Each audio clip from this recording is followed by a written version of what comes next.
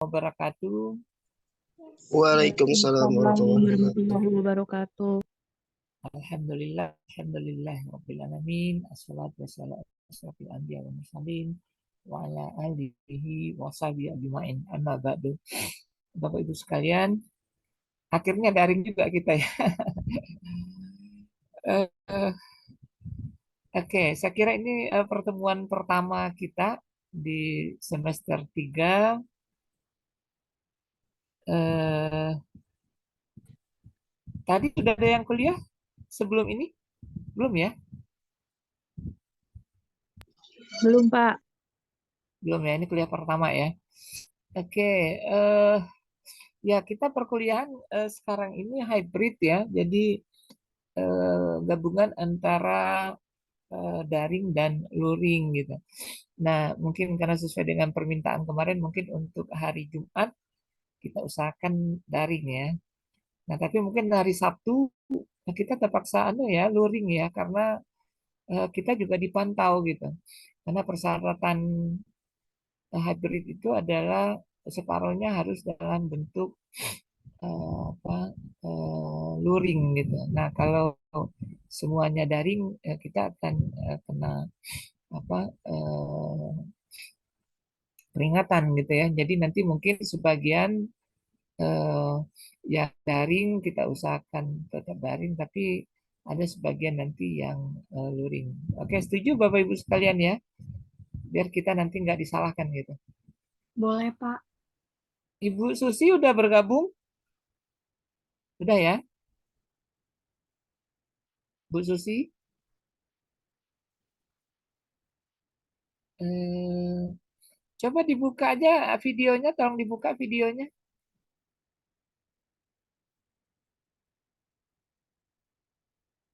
Oke, kita buka ya videonya ya. Oke, Ibu Rika sudah, Ibu Asi, dibuka aja videonya. Pak Idris sudah bergabung nih. Ibu Mira, Oh, Pak, lengkap ya kita berarti hari ini ya. Ibu Susi juga sudah bergabung. Nanti untuk Ibu Susi mungkin kita akan tetap usahakan ya. Di samping luring nanti kita juga akan fasilitasi dengan daring. Tapi bukan berarti nanti semuanya ikut daring ya. Oke, hari ini kita masuk ke kuliah pertama, yaitu pengemasan bahan pangan. Tapi mungkin untuk yang pertemuan pertama ini kita lebih banyak review aja ya. Saya kira mungkin di S1 sebenarnya untuk pengemasan eh, juga sudah dapat ya. Nah, nanti mungkin tinggal kita review sehingga untuk penyegaran kembali gitu. Mata kuliah kita ini ada pengemasan dan penyimpanan. Jadi nanti untuk 3 pertemuan pertama dengan 6 materi itu sebelum UTS itu adalah pengemasan, dan nanti untuk yang penyimpanan nanti setelah UTS ya, nanti dengan eh, Pak Zainal dan Pak Ridwan nanti. Oke, sebenarnya pengemasan bukan hal yang asing bagi kita ya, di mana pada kehidupan sehari-hari sering pengemasan itu disebut dengan packing, ya, pembungkusan, pewadahan, pengepakan, ataupun istilah-istilah lainnya, di mana kegiatan pengemasan ini memegang peranan penting dalam pengawetan bahan pangan. Di samping itu juga dalam S3-nya, peranan pengawasan itu sangat penting. Dalam keadaan sehari-hari sering kita bungkus ya, kemasan itu ya bungkus, ya, pengepakan, ataupun juga pewadahannya. Nah, kalau kita lihat sebenarnya eh, fungsi daripada pengemasan ini banyak sekali ya, di samping untuk mencegah terjadinya kerusakan, di mana dengan pengemasan itu dapat melindungi produk pangan di dalamnya, baik dari bahaya pencemaran, kerusakan maupun gangguan fisik lainnya. Apakah itu karena benturan, gesekan maupun kena getaran dari lingkungan sekitarnya. Nah, di samping itu pengemasan juga dalam industri juga memegang peranan penting, yaitu dengan pengemasan itu memudahkan dalam pendistribusian maupun pengangkutan dari produk tersebut. Karena sudah dikemas dengan kemasan tertentu, sehingga dalam pendistribusiannya atau pengangkutan itu akan lebih memudahkan kita. Gitu. Nah, di samping itu juga pengemasan juga secara estetika dia akan menyebabkan produk yang dikemas akan menjadi tampilannya akan menjadi lebih baik. Nah, dengan berkembangnya teknologi pengemasan, ternyata pengemasan juga bergerak dengan cepat, terutama dalam industri-industri pengolahan pangan maupun industri-industri lainnya. Nah, terutama sekarang kita lihat bahwa terutama untuk produk-produk obat-obatan, kosmetik, bahan pangan, dan kemasan-kemasan lainnya itu memegang peranan penting dan perkembangannya sangat cepat ya. Kalau kita lihat secara historis dari perkembangan pengemasan ini, sebenarnya manusia sudah membuat kemasan baik yang berasal secara alami ataupun dalam kemasan-kemasan yang dibuat oleh manusia. Nah, secara alami misalnya jagung, jagung biji buah jagungnya sendiri itu dilindungi oleh seludang jagung ya, sehingga biji jagungnya tidak mudah rusak ataupun tercemar oleh kegiatan-kegiatan selama dalam proses pertumbuhannya maupun dalam proses panennya. Nah, di samping itu juga misalnya kelapa, kelapa punya sabutnya ya, punya tempurung yang melindungi isi kelapa dari kegiatan pengaruh-pengaruh luar. Juga dengan misalnya polong-polongan atau kacang-kacangan itu dilapisan oleh pembungkus kulit polongnya. Itu juga dengan buah-buahannya. Buah-buahan biasanya ada lapisan luarnya yang disebut dengan kulit buah. Jadi secara alami sebenarnya keadaan di sekitar kita itu sudah ada kemasan atau pembungkus atau wadah ataupun packingnya ya. Tapi sebenarnya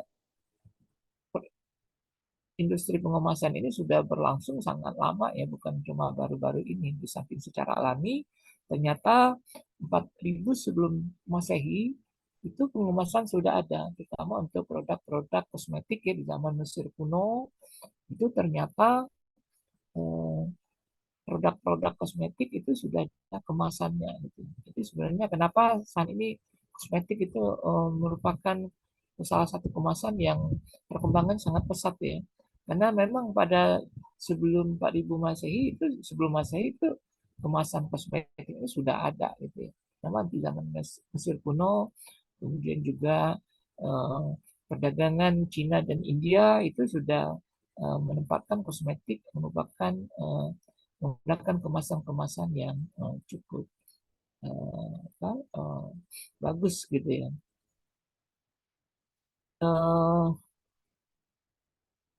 Jadi jangan heran kalau saat ini memang kemasan-kemasan itu sangat perkembangannya sangat pesat ya. Begitu juga dengan produk pangan, mulai dari kemasan yang sederhana sampai kemasan yang tercanggih itu sudah digunakan untuk pengemasan produk produk pangan.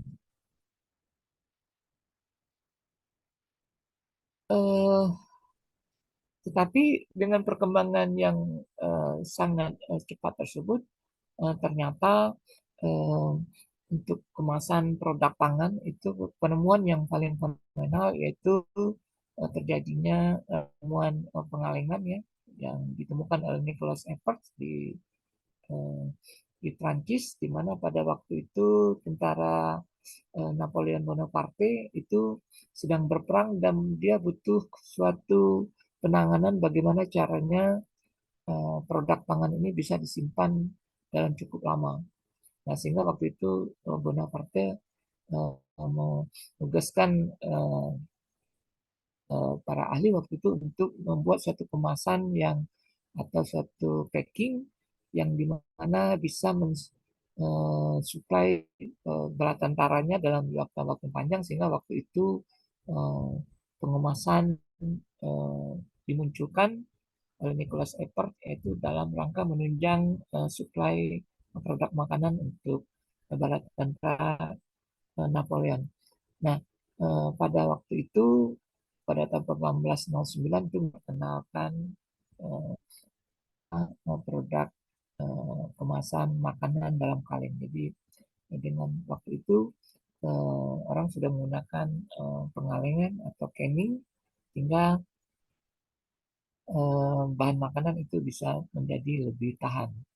Nah, sedangkan untuk industrinya sendiri itu baru didirikan pada tahun 1817 oleh William Underwood di Inggris, sehingga kemudian juga di Boston mulai didirikan pengalengan yang pertama kalinya. Nah, semenjak itu pengembangan kemasan dari produk pangan ini berkembang dengan pesat. Jadi karena utamanya adalah dengan ditemukannya produk kemasan kaleng atau kalengan pada produk makanan. Nah, untuk di zaman modern ini pengembangan produk kemasan itu sudah berkembang dengan sangat pesat, ya. Baik secara ini memperluas, memperkaya horizon cakrawala pengemasan, mulai dari kemasan dengan variasi atmosfer. Ini banyak kita jumpai pada produk-produk daging, ya, ataupun produk-produk lainnya. Kemudian ada kemasan aseptik, ada kemasan untuk kegiatan transportasi dengan suhu rendah, maupun kemasan-kemasan edible, kemasan yang bisa dimakan, umumnya terdiri dari produk-produk yang memang dibikin dari start atau dari pati, sehingga bisa langsung dikonsumsi bersama. Produk yang biasanya banyak pada produk-produk, misalnya kalau dulu kita sering kenal produk permen susu, ya, yang kita tidak perlu lagi membuang kulit atau kemasannya, tetapi bisa langsung dimakan beserta kemasan kulitnya. Begitu juga dengan edible ini banyak digunakan untuk topping, ya, untuk sehingga biasanya itu bisa digunakan langsung dimakan bersama produk yang di topnya. Misalnya untuk es krim, ya, ataupun untuk produk-produk packing lainnya yang bisa kita langsung dimakan. Nah, kalau kita lihat sebenarnya pengemasan itu minimal mempunyai 6 fungsi utama, yaitu menjaga produk pangan yang agar tetap bersih dan terhindung dari kotoran maupun kontaminasi dari luar. Itu yang tujuan pengemasan yang pertama. Kemudian yang kedua, melindungi produk yang dikemas dari kerusakan fisik maupun perubahan-perubahan, baik karena pengaruh uap air, pengaruh udara, maupun pengaruh penyinaran dan atmosfer lainnya. Nah, di samping itu yang ketiga, dengan pengemasan itu akan menyebabkan lebih efisien dan ekonomis terutama dalam proses penempatan bahan pangan tersebut. Misalnya dengan pengemasan produk-produk itu menjadi lebih mudah didistribusikan ataupun dipindahkan dengan kemasan-kemasan tertentu dengan berat dan ukuran yang sudah ditentukan. Di samping itu, dengan kemasan itu biasanya akan memudahkan dalam proses membuka atau menutup, sehingga memudahkan dalam tahapan penanganan, pengangkutan maupun distribusi produk yang dikemas. Nah, di saat itu dengan pengemasan kita bisa membuat ukuran-ukuran tertentu sesuai dengan yang dibutuhkan, misalnya ukuran 1 kilo, setengah kilo, ataupun untuk ukuran-ukuran yang lebih kecil maupun yang lebih besar sesuai dengan produk yang kita kemas. Nah, di samping itu, dengan adanya kemasan, ini akan memberikan informasi yang lebih kompleks, lebih tentang produk yang kita kemas, yaitu dengan adanya desain kemasan di produk yang dikemas. Nah, di samping itu, ini ada satu lagi bahwa semua kemasan-kemasan yang digunakan tersebut itu persyaratannya adalah dia tidak boleh mencemari lingkungan. Atau dengan kata lain, produk-produk pengemas itu harus bisa didaur ulang. Nah, sehingga dengan demikian maka penggunaan kemasan plastik ini mulai eh, dikurangi gitu, sehingga kalaupun menggunakan kemasan tapi kemasan-kemasan yang ramah lingkungan yang bisa didaur ulang sehingga tidak mencemari lingkungan. Sehingga mulai saat ini kemasan di supermarket atau mall ya itu sudah mulai tidak menggunakan kemasan plastik lagi, tapi menggunakan kemasan yang bisa didaur ulang sehingga bisa gampang di uh,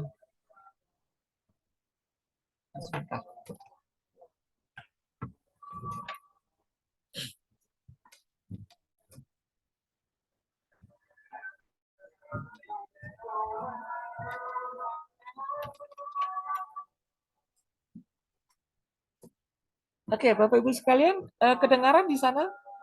Di sini kebetulan lagi azan ya. Kita break sebentar ya. Baik, Pak.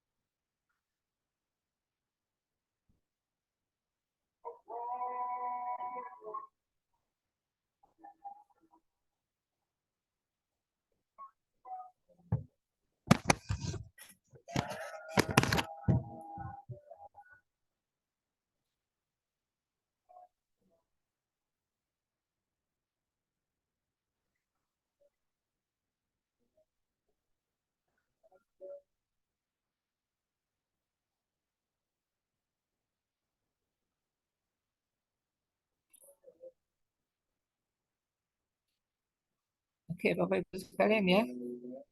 Kebetulan di dekat rumah ini masjidnya ada 3 gitu, jadi bersaut-sautan.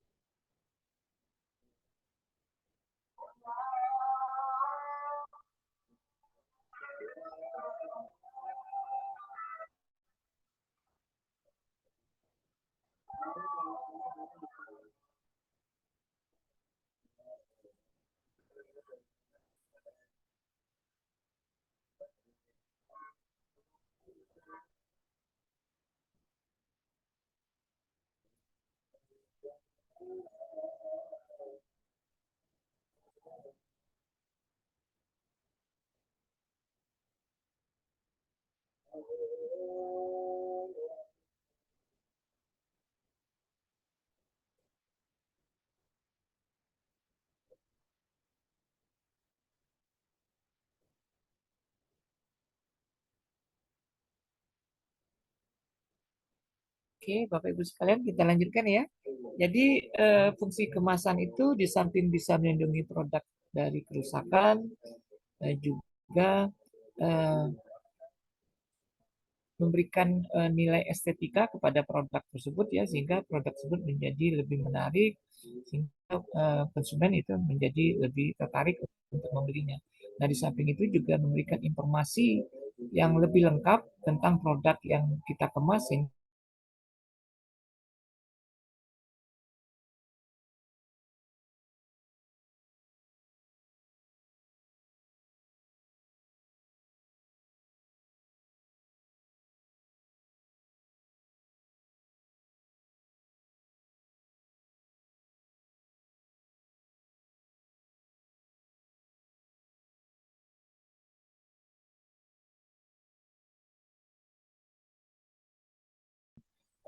itu ada yang disebut dengan kemasan disposable, kemasan sekali pakai.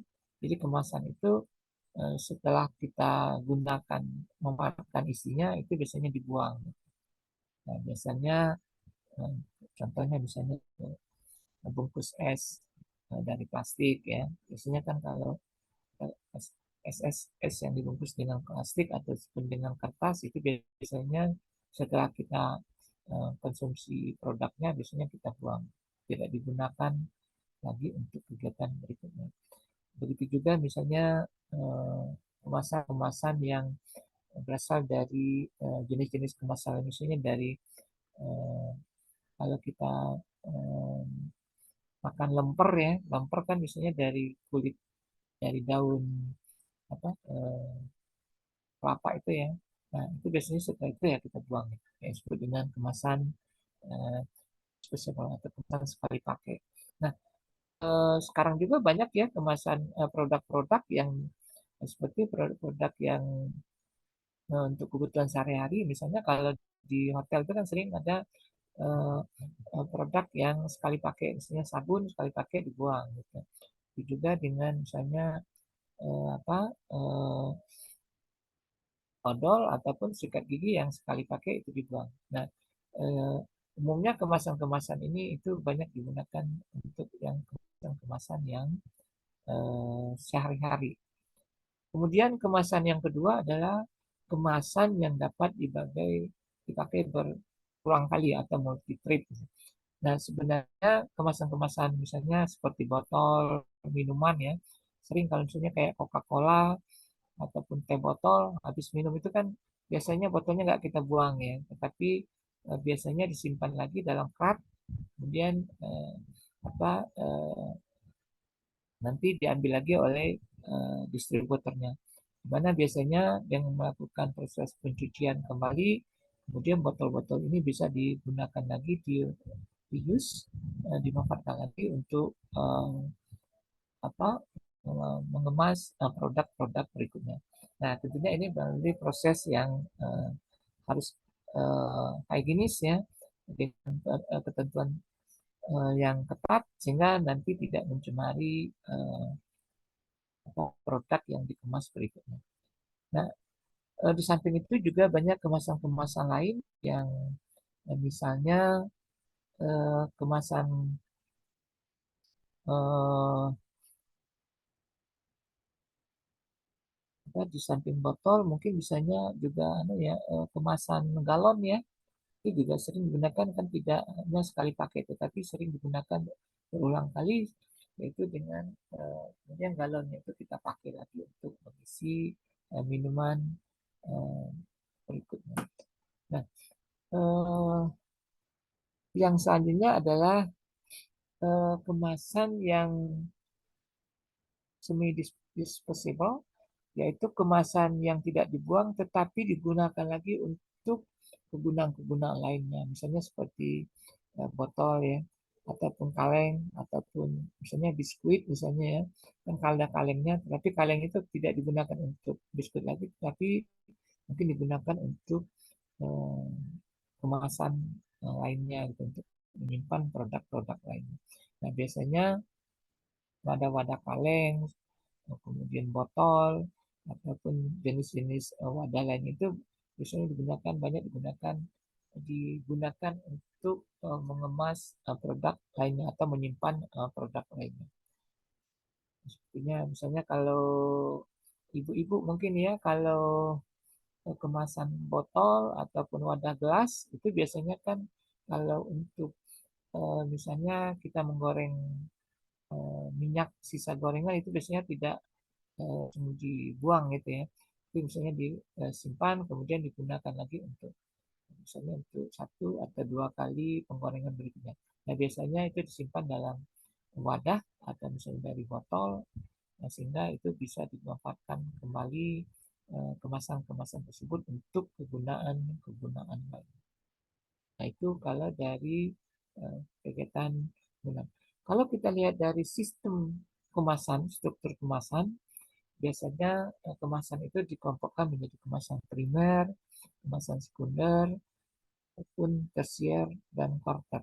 Nah, biasanya kalau untuk kemasan-kemasan yang primer tersebut adalah kemasan-kemasan yang langsung berhubungan atau bersinggungan dengan produk yang dikemas. Misalnya susu dalam kaleng atau minuman dalam botol ataupun kemasan misalnya makanan camilan yang dibungkus dalam plastik ataupun dalam aluminium foil gitu ya, ataupun dalam kemasan plastik. Jadi produk itu langsung bersinggungan dengan kemasannya, maksud dengan kemasan primer, walaupun dalam prosesnya nanti akan ada pelapisan atau enamel yang digunakan untuk melindungi dari produk tersebut. Nah, kemasan sekunder adalah kemasan di samping dia menggunakan kemasan primer, ada kemasan lainnya yang disebut dengan kemasan sekunder. Misalnya kita menggunakan kotak ya, kotak atau karton yang digunakan ataupun menggunakan kemasan kayu, ataupun kemasan keranjang ya, di samping ada kemasan primernya juga ada kemasan sekunder. Nah, sedangkan untuk kemasan tersier itu biasanya ada kemasan-kemasan digunakan untuk di samping dia menggunakan primer juga sekunder, tetapi dia juga menggunakan kemasan berikutnya baik itu tersier maupun quarter ya. Nah, biasanya untuk di samping misalnya dalam distribution jarak jauh, misalnya kita menggunakan kontainer. Nah, sehingga itu biasanya kemasannya berlapis, jadi tidak ada satu kemasan primer atau sekundernya, tapi mungkin ada kemasan tersier ataupun kemasan quarternya. Jadi ini sangat tergantung daripada tujuan daripada produk tersebut, kemasan dari produk tersebut. Nah, pembagian kemasan berikutnya yaitu berdasarkan kekakuan atau dari bahan kemasan. Ada kemasan fleksibel yang gampang dilipat, seperti misalnya kemasan kertas, kemasan plastik, ya. Dia lentur, tipis, sehingga bisa digampang dilipat ataupun dibentuk. Kemudian kemasan kaku, biasanya kemasan ini adalah kemasan-kemasan yang tidak gampang di kotak-atik, dibuat lipat ataupun berubah bentuknya. Biasanya kemasan-kemasan kayu, kemasan gelas, kemasan logam, dia bentuknya sudah tetap ya, dia jadi kalau gelas kan nggak mungkin kita lipat-lipat ya. Begitu juga dengan kemasan kayu, itu biasanya dia lebih kaku ya. Kemudian yang kemasan berikutnya adalah kemasan yang di antara kemasan kaku dan kemasan fleksibel, itu disebut dengan kemasan semi fleksibel. Misalnya biasanya itu untuk produk-produk yang pasta ya, itu kan banyak misalnya seperti odol atau jenis-jenis pasta lainnya itu yang dikemas dengan kemasan yang semi kaku. Ini biasanya bisa seperti dengan obat-obatan ataupun salep ya, itu kan sering dikemas dengan kemasan yang semi fleksibel yang bisa dipencet dia keluar, ataupun kemasan produk-produk kosmetik itu banyak sekali menggunakan kemasan-kemasan semi disposable. Nah, berdasarkan pelindungannya terhadap lingkungan, kemasan ada kelompok akan menjadi kemasan hermetis, itu kemasan wadah yang tidak gampang atau dilalui oleh gas maupun udara atau uap air, sehingga dia lebih tahan terhadap perubahan uap air, perubahan udara maupun penyinaran. Nah, biasanya ini adalah produk-produk yang sangat sensitif terhadap uap air ataupun udara ataupun jenis apa penyinaran. Ini biasanya kita kemas dengan kemasan hermetis. Kemudian ada kemasan-kemasan yang tahan cahaya, biasanya untuk produk-produk yang uh, ini biasanya kita gunakan kemasan dengan warna yang lebih gelap misalnya. Ya, misalnya kalau di botol atau gunakan botol yang warna lebih gelap seperti misalnya warna coklat ya atau warna biru hijau ya ataupun warna lainnya sehingga tidak gampang tembus cahaya. Karena biasanya produk-produk yang dikemas itu tidak tahan cahaya, biasanya kita gunakan kemasan-kemasan yang tahan cahaya. Kemudian ada kemasan yang tahan suhu tinggi, biasanya untuk produk-produk yang menggunakan proses pemanasan, baik itu sterilisasi, pasteurisasi,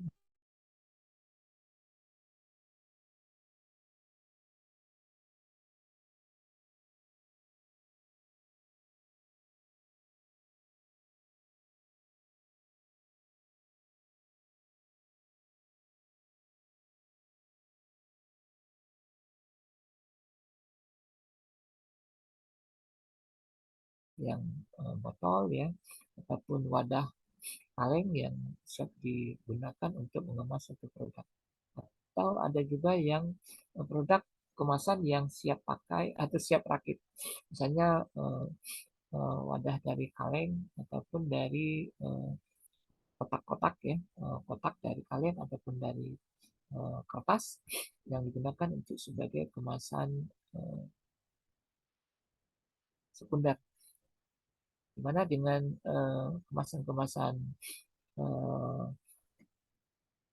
yang siap pakai ini atau yang siap dirakit ini biasanya dia digunakan setelah dibentuk padanya sehingga nanti tinggal dibentuk pada waktu kita mau menggunakannya kita baru gunakan di packing atau dirakit sehingga bisa menyerupai wadah sekunder ya, misalnya kotak ya ataupun kaleng kan ada kalanya itu jadi dia bisa bentuk lempengan untuk kertas tetapi setelah kita mau menggunakan baru dirakit sehingga kita bisa kotak ataupun menjadi kotak kaleng atau dari kotak dari kertas. Nah, kemudian ada lagi kemasan-kemasan yang ediplex, itu kemasan-kemasan yang edible ya, biasanya adalah terbuat dari pati atau sehingga biasanya sering dikonsumsi dengan produk yang dikemas, misalnya pada topping, pada es krim misalnya, dan misalnya pada produk permen ya, sering kulitnya itu bisa langsung dimakan bersama dengan isinya. Itu terbuat dari kemasan-kemasan yang edible.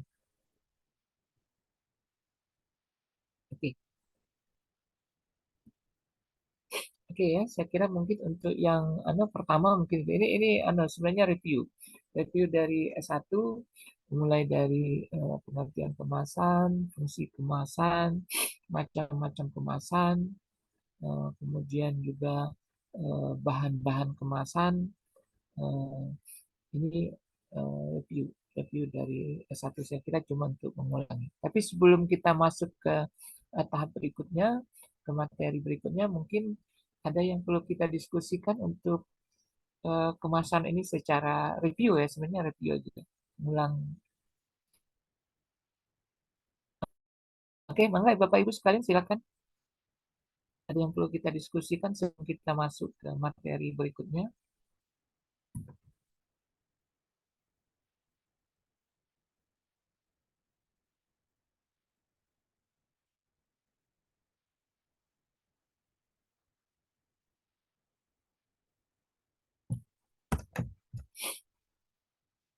Oke, mangga silakan.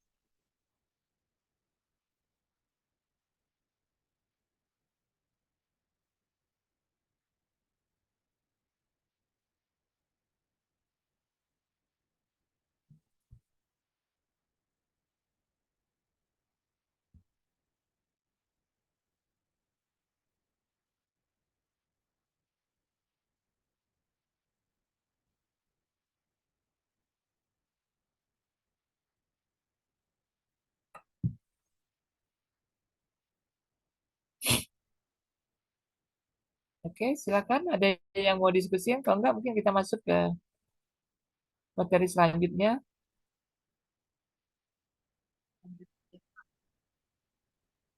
Lanjut dulu aja, Pak. Oke, silakan Ibu. Siapa? Ibu Rafika ya. Enggak, maksudnya lanjut dulu aja, Pak. Lanjut aja dulu. Oke ya.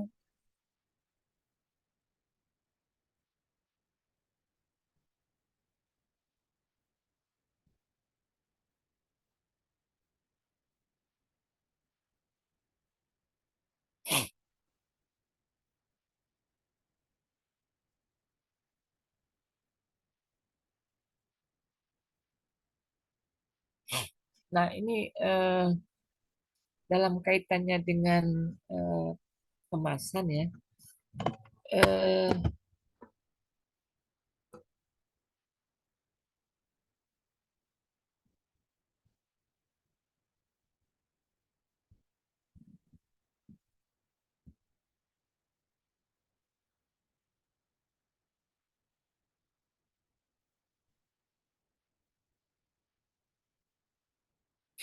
Oke, ini dalam kaitannya dengan kemasan, hmm, ada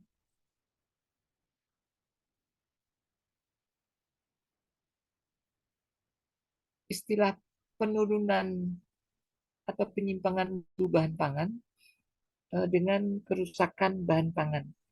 Nah, dalam kaitannya dengan pengemasan, kira-kira penyimpangan mutu dengan kerusakan bahan pangan itu anunya mana yang kira-kira tingkatannya lebih lebih lanjut gitu.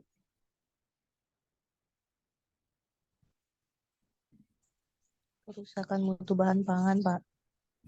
Penyimpangan mutu bahan pangan. Kenapa? Kerusakan, kerusakan, Pak. Karena kalau pengemasannya nggak oke, dia bisa ngerusak mutu bahan pangan tersebut yang dia bungkus. Yang seharusnya dia lindungi malah jadi bocor misalnya. Jadi masuk Salmonella E. coli misalnya. Oke, kalau kerusakan bahan pangan dengan pengemasan yang nggak tepat itu biasanya akan terjadi lebih lanjut ya. Tapi kalau penyimpangan mutu bahan pangan itu kira-kira gimana kaitannya dengan pengemasan? Suhu penyimpanan juga berpengaruh, Pak. Suhu ruang penyimpanan. Ya, kalau penyimpangan mutu bahan pangan kaitannya dengan pengemasan gimana?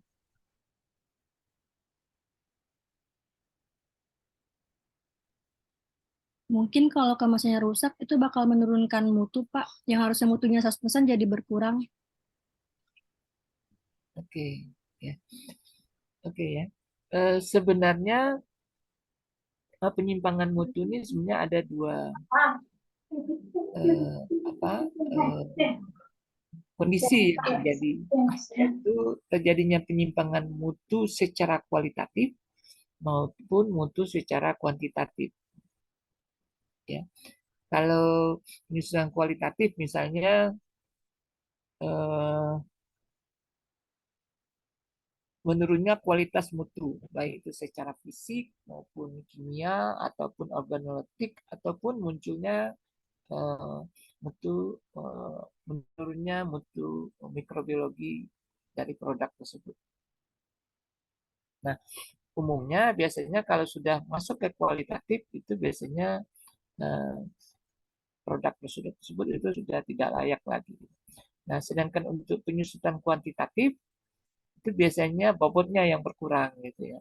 Secara mutu kimianya mungkin atau mutu eh, nilai gizinya mungkin tidak berkurang, tetapi secara kuantitatif dia menurun gitu. Misalnya seperti penurunan kadar air ya, sehingga bobotnya menjadi lebih eh, berkurang.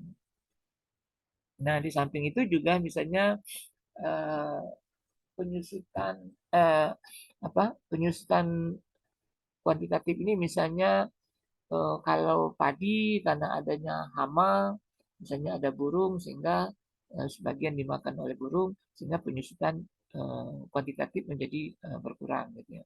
Nah, kalau menurut Bapak Ibu sekalian antara penyusutan kuantitatif dengan kualitatif mana yang lebih lanjutnya? Mana yang kira-kira lebih berbahaya? Penyusutan kuantitatif atau kualitatif? Kualitatif, Pak. Kenapa? Karena dari segi Mbak Desi dulu, Mbak Desi. Karena kualitatif ini mutunya itu akan ada cemarannya, Pak. Jadi bahan makanannya pasti tidak layak lagi dikonsumsi. Kalau kuantitatif? Kuantitatif kan bobot ya, Pak. Jadi paling jumlah kadarnya ya. Oke, ya. Kalau kuantitatif mungkin hanya bobotnya atau jumlahnya yang berkurang gitu. Tapi kalau sudah ada penyusutan kualitatif, artinya di situ bisa saja terjadi penurunan mutu gizi ya, atau mutu kimianya juga menurun, ataupun mungkin ya terjadi pencemaran misalnya secara ini kalau misalnya untuk produk-produk yang apa yang sayuran ya, kalau dikemas yang kurang tepat atau disimpan pada kondisi yang kurang tepat, mungkin dia akan berkurang bobotnya karena ada penurunan kadar air. Tetapi kalau penyimpanannya tidak kurang tepat, di samping itu bisa saja terjadi malah perkembangnya kerusakan-kerusakan lain, misalnya karena perkembangan mikrobiologi ya, yang secara ini akan menurunkan mutu atau nilai dari produk tersebut. Jadi secara garis besar mungkin kalau sudah masuk ke tahap penyusutan mutu kualitatif itu biasanya akan jauh lebih merugikan dibandingkan dengan penyusutan kuantitatif gitu ya. Karena kualitatif ini di samping mungkin nilai gizinya menurun, secara kimia juga menurun, ataupun kemungkinan akan terjadi pencemaran-pencemaran lainnya, apakah itu dari mikrobiologi ataupun jenis kerusakan-kerusakan lainnya yang menyebabkan terjadinya penurun mutu sehingga produk tersebut tidak layak lagi untuk dikonsumsi. Oke ya, kita sepakat itu bahwa pencemaran, penyimpangan yang bersifat kualitatif itu jauh lebih berbahaya dibandingkan yang kuantitatif. Oleh karena itu maka disinilah peran pengemasannya. Bagaimana produk itu bisa dikemas dengan baik sehingga tidak terjadi pencemaran atau penyimpangan secara kualitatif, begitu juga dengan kuantitatif sebaiknya memang dua-duanya bisa dihindari. Jadi disitulah peranan pengemasannya.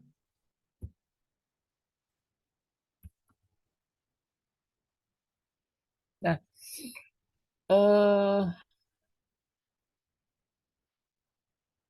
untuk kerusak bahan pangan ini sebenarnya banyak sekali faktor yang menyebabkannya ya. Yang pertama karena proses migrasi komponen tertentu kepada bahan pangan. Ya misalnya keracunan itu biasanya akan muncul juga apabila ada komponen-komponen tertentu yang bisa mencemari produk pangan. Misalnya untuk produk-produk timbal, merkuri, kemungkinan ada juga pencemaran logam-logam lainnya, baik itu kadmium, arsen, tembaga, seng ya. Nah, pada level-level tertentu ini akan membahayakan kesehatan. Nah, biasanya kalau pengemasannya tidak bagus, ini bisa terjadi gitu. Misalnya kalau kita pengalengan ya, kita mengemas produk makanan dengan sistem canning, pengalengan. Nah, kalau prosesnya tidak bagus, misalnya pada proses pemanasannya kurang tepat, ataupun proses misalnya pengeleman dari persambungan daripada kemasan kalengan tersebut tidak tepat, atau penggunaan suhu yang terlalu tinggi, atau mungkin juga penggunaan pH yang tidak sesuai. Nah, ini biasanya bisa menyebabkan terjadinya proses korosi dari logam yang kemasan, misalnya Fe, besi terhadap produk makanan. Nah, ini akan menyebabkan terjadinya penurunan mutu akibat terjadinya migrasi komponen-komponen tertentu ke dalam bahan makanan. Nah, ini peranan pengemasan itu sangat penting. Gitu ya. Nah, sering juga kita terjadinya migrasi komponen plastik dalam makanan. Bisa nggak bisa dicontohkan kira-kira dalam kehidupan sehari-hari kita yang sering ini misalnya terjadi komponen plastik pada makanan walaupun mungkin tidak sengaja itu, tapi itu sering kita lakukan secara mungkin tanpa kita sadari gitu. Mungkin bisa dicontohkan salah satu yang sering terjadi misalnya. Siapa yang bisa? Ini tuh Pak yang kita beli gorengan dikemas menggunakan plastik yang masih panas-panas dan badan panas. Langsung dikemas dengan plastik mungkin juga bisa Pak. Ya, salah satunya itu ya, kalau kita beli habis goreng-gorengan, biasanya dikemas dalam plastik yang Ya. plastik itu kan terdiri dari komponen plasticizer gitu ya. Apabila dia kena panas, dia akan mudah bermigrasi kepada produk yang dikemas. Nah, yang sering kita jumpai yang paling ini, tetapi sering kita Bapak Ibu sering hmm, apa ke warung Indomie tuh yang banyak tuh kan di sekitar kita ya. Kan ada warung-warung yang kan ya gorengan, jualan mie rebus, mie goreng gitu ya. Tetapi yang sifatnya eh, yang warung-warung Indomie gitu ya. Pernah sering kan kita eh, kalau saya dulu susah kita apalagi zaman mahasiswa dulu ya kita sering sekali masuk ke mengkonsumsi Indomie ya, baik itu Indomie rebus ataupun Indomie. Kalau di warung-warung mie itu kan kalau kita bikin mie rebus ya, misalnya mie rebus kan ada sayurnya ya, ada sayur, ada telur, itu kan biasanya tidak digoreng atau direbus di dalam kuali gitu. Biasanya kalau direbus dalam kuali kan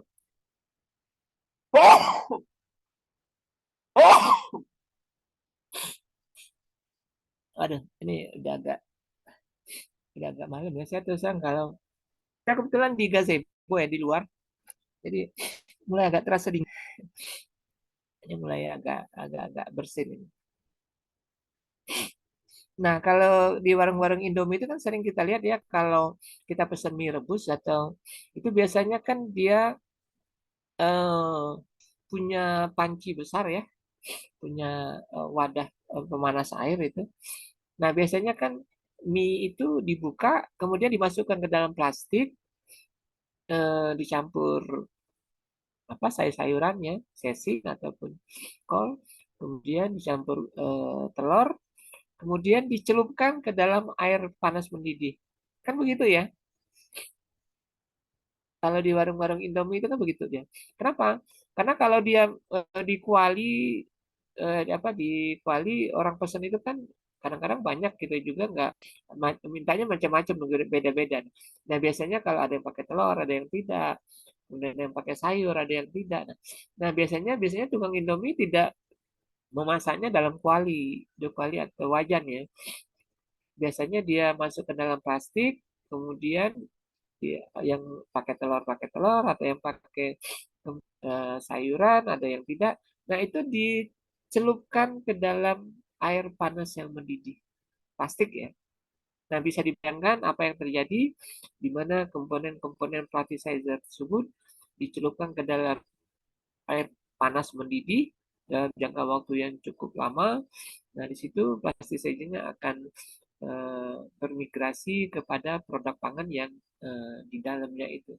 Nah, ini tanpa kita sadari itu sering kita lakukan gitu ya, kita sering kita konsumsi gitu. Nah, di samping yang tadi ya, samping mengemas produk-produk yang panas itu dalam eh, eh, kemasan plastik. Dan secara tidak langsung itu akan mungkin sekali dua kali nggak apa-apa gitu ya.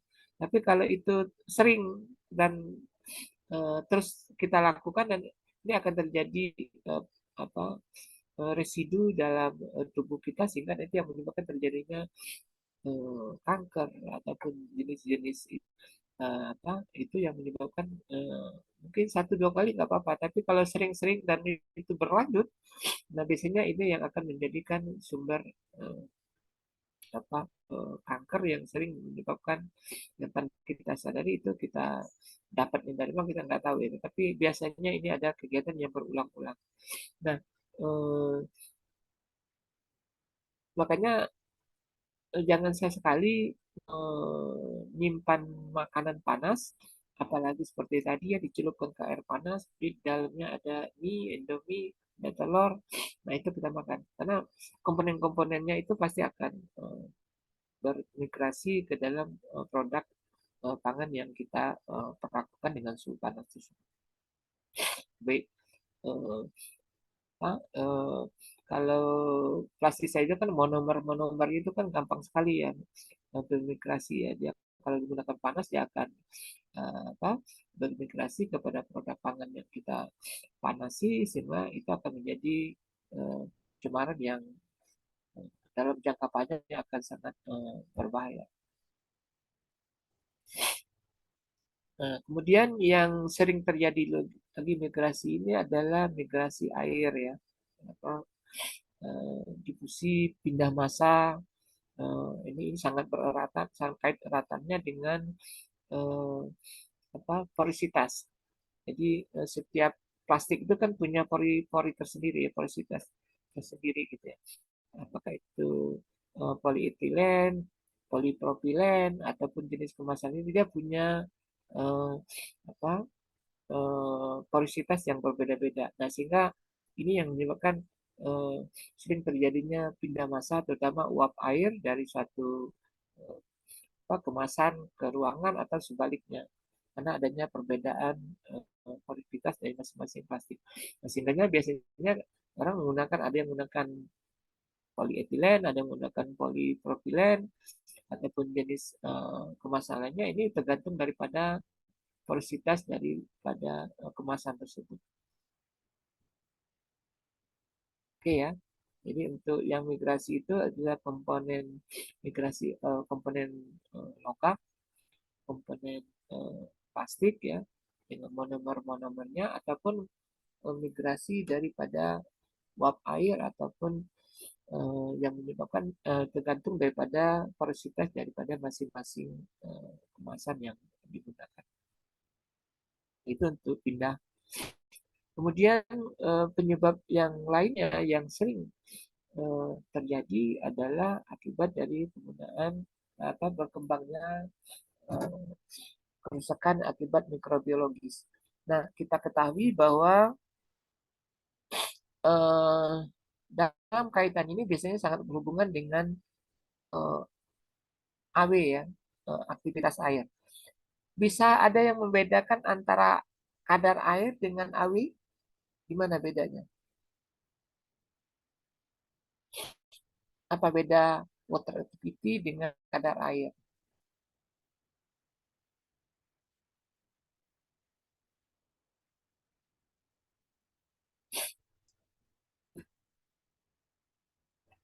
Yang silakan yang dari teknologi pangan mungkin apa yang beda antara kadar air dengan aktivitas air.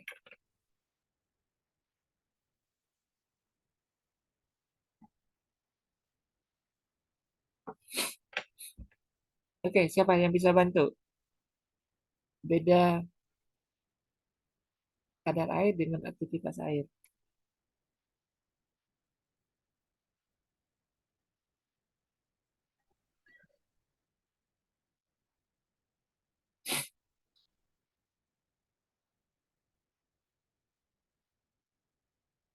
Oke.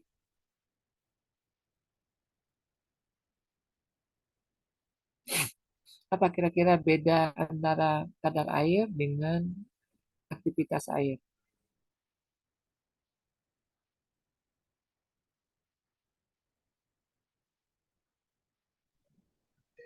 Pak, coba jawab ya, Pak. Silakan. Ya, kalau AW itu apa tuh namanya? Jumlah air yang bebas dalam pangan biasanya tuh yang berkaitan dengan mikroorganisme gitu, Pak, besaran aktivitas air kalau AW atau water activity ya. Heeh. Sedangkan kalau kadar air itu eh, kadar air yang terdapat di pangan atau produk-produk pada saat kayak misalnya pengeringan atau penyusutan. Jadi kadar airnya berapa gitu. Seperti itu mungkin Pak ya. Oke. Eh, jadi untuk kaitannya dengan perkembangan mikrobiologis, yang lebih berperan itu kadar air atau aktivitas air? Aktivitas air Pak. Oke ya. AW. Oke. Jadi kalau AW itu lebih cenderung eh, kalau kadar air itu kandungan air baik yang terikat secara fisik maupun kimia yang dalam bahan pangannya. Sedangkan yang AW itu dia lebih cenderung ke eh, jumlah air yang terdapat dalam bahan pangan yang dalam kaitannya dengan pertumbuhan mikroorganisme tadi gitu. Nah, sehingga biasanya dalam kerusakan bahan pangan biasanya orang lebih memfokuskan kepada AW, water activity-nya ya. Nah, karena kenapa? Karena mikrobiologi ini kan dia perkembangannya itu sangat tergantung daripada jenisnya. Misalnya, kalau bakteri, oh ya, kalau kadar air satuannya apa? Kadar air Satuannya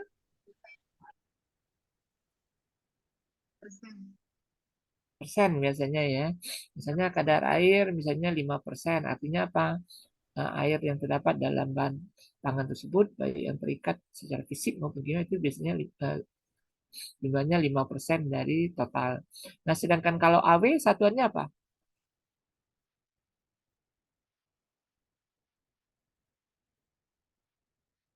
AW nggak punya satuan ya. AW nggak punya satuan. Tetapi sebenarnya nanti akan korelasinya nanti dengan kelembapan relatif, RH ya. Jadi misalnya eh, untuk bisa berkembang dengan baik, jenis-jenis mikroorganisme punya AW tertentu. Misalnya kalau bakteri dia butuh AW yang tinggi. Kalau kondisinya kering, AW-nya lebih tinggi.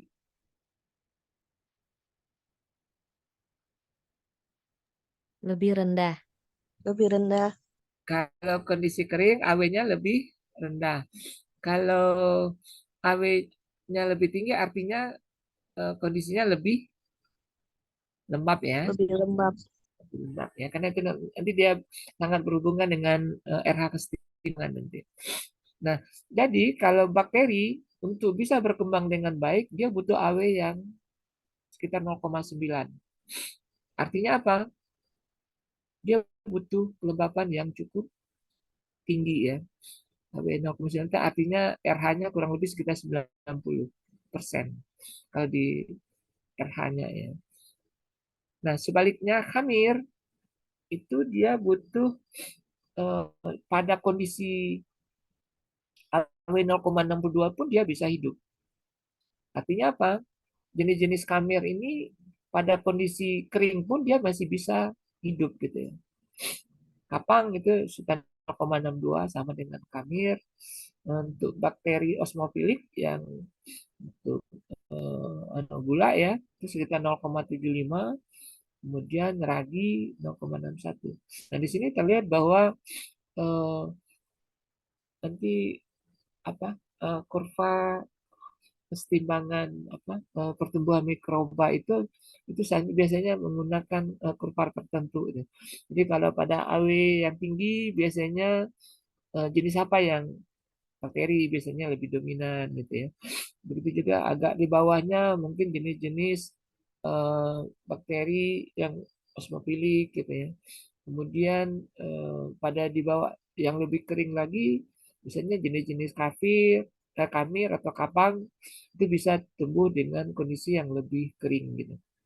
Nah biasanya ini yang diatur gitu. Jadi kalau kita pengen produk pangan kita itu eh, aman terhadap bakteri, biasanya kita simpan pada AW yang lebih rendah, ya, sehingga dia biasanya aman untuk bakteri bakteri gitu. Nah, tapi kalau kita pengen eh, produk pangan kita dari kapang dan kamir, makanya biasanya AW-nya lebih rendah lagi, sekitar 0,62 lebih kecil dari itu gitu. Karena biasanya bakteri kamir atau kapang biasanya pada kondisi-kondisi yang seperti itu. Jadi dengan mengatur aktivitas air, tentunya dengan kemasan tadi ya, dengan kemasan yang dengan porositas yang kecil terhadap uap air, ini akan bisa menyebabkan produk pangan kita aman terhadap migrasi daripada keluar masuknya uap air. Nah, ini penting untuk menjaga kerusakan dari mikrobiologis ini. Biasanya orang akan mengatur AW satu produk atau satu kemasan yaitu dengan mengatur jenis kemasan yang digunakan. Oke ya, jadi intinya itu. Jadi untuk menghindari terjadinya kerusakan mikrobiologi, biasanya orang menggunakan mengatur AW-nya sedemikian rupa sehingga pencemaran oleh penyebab kerusakan itu bisa dihindari. Oke ya, intinya itu untuk mikrobiologi ini. Kemudian, eh, nah kalau kerusakan mekanis sebenarnya karena ini ya, karena bisa karena gesekan atau tekanan tumpukan yang terlalu banyak misalnya ya. Sehingga biasanya kalau dalam kemasan, kalau kita mengemas misalnya Indomie ya, biasanya kan orang tidak lebih dari 6 atau sampai 6 tumpukan gitu kotaknya gitu. Karena ini droppingnya tekanannya itu akan berpengaruh terhadap produk yang dikemas. Jadi biasanya tekanan-tekanan ini biasanya dari tumpukan stressing gitu ya. Jadi tumpukan itu jangan terlalu tinggi gitu, sehingga tidak merusak apa eh, kemasan-kemasan yang di bawahnya. Kemudian kerusakan mekanis lain lagi bisa disebabkan oleh vibrasi. Vibrasi ini biasanya gesekan ya, getaran. Misalnya dengan getaran tertentu itu akan menyebabkan produk yang dikemas itu bisa akan rusak gitu. Nah, misalnya dalam satu kemasan itu orang menggunakan kemasan kayak seperti anti getaran gitu ya. Misalnya dengan menambahkan komponen anti getaran pada kemasan tersebut sehingga getaran terhadap kemasan yang berada di produk yang ada di dalam itu akan berkurang. Eh, Biasanya kerusakan mekanis ini eh, dalam proses pendistribusian biasanya itu yang sering terjadi dalam pendistribusian, misalnya dalam pengangkutan. Nah, karena apa, jalan yang tidak rata ataupun ini itu kan bisa bergelombang ya, sehingga itu menyebabkan terjadinya getaran dalam kendaraan sehingga akan mempengaruhi produk yang dikemas. Jadi biasanya orang menggunakan anti getaran dalam kemasan tersebut. Kemudian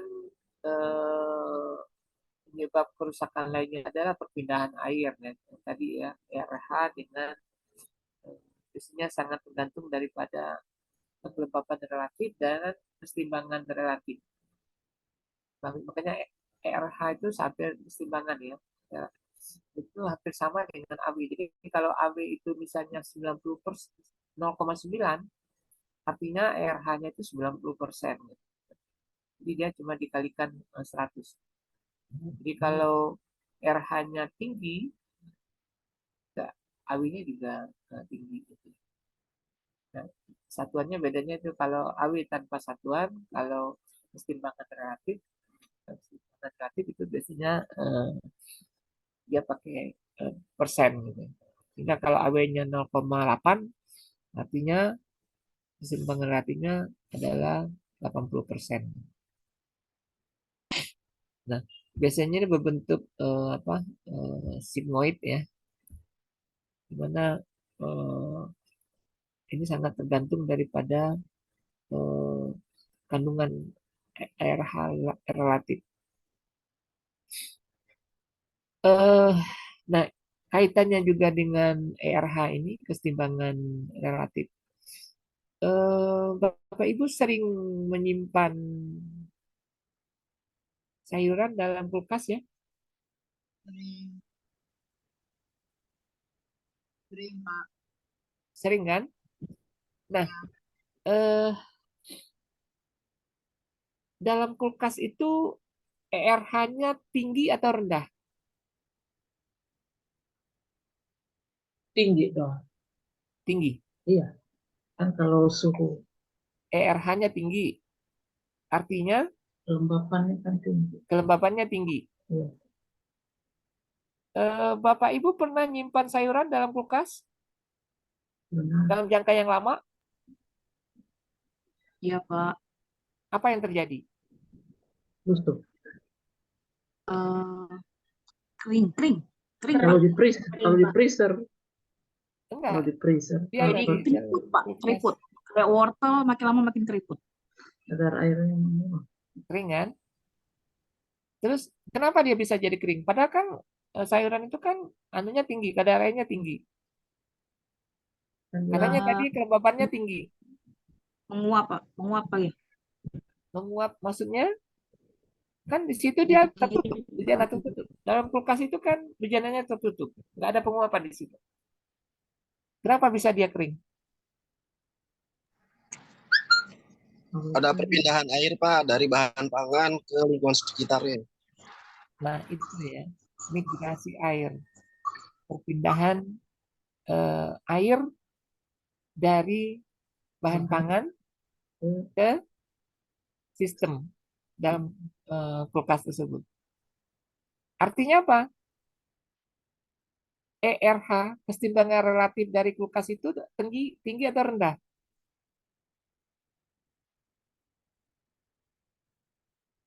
Tadi katanya tinggi.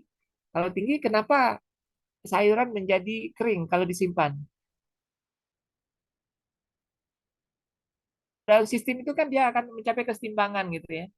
Nah, kalau misalnya dalam kulkas kan kondisinya katanya tadi tinggi, RH-nya tinggi, kelembabannya tinggi. Sedangkan kadar air dari bahan juga. Nah, tetapi justru kenapa sayuran menjadi lebih kering, lebih kering kalau disimpan lama gitu ya, kering dia. Artinya apa? Air yang ada pada bahan pangan, pada sayuran itu migrasi ke lingkungannya, akan diserap oleh sistem dari kulkas tersebut. Artinya apa? Sebenarnya ERH daripada lingkungan dalam kulkas itu sebenarnya rendah gitu ya. Kering. Memang itu anunya suhunya rendah tapi kering gitu. Nah, sehingga uap air yang ada pada bahan pangan itu akan lepas, akan ditarik ke sistem lingkungan itu. Nah, sehingga lama-lama yang sayuran yang kita simpan itu akan menjadi kering karena uap airnya akan ditarik oleh lingkungan. Karena dia untuk mencapai kesetimbangan itu kan harus apa ya? Dia harus mencapai kesetimbangan, maka selagi itu tidak setimbang, sistem dalam ruangan pendingin itu rendah, sedangkan kadar air dari bahan tinggi, sehingga uap air yang ada pada papan itu akan ditarik keluar.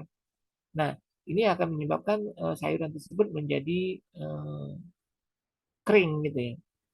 Jadi kesimpulannya dalam kulkas itu memang suhunya rendah, tetapi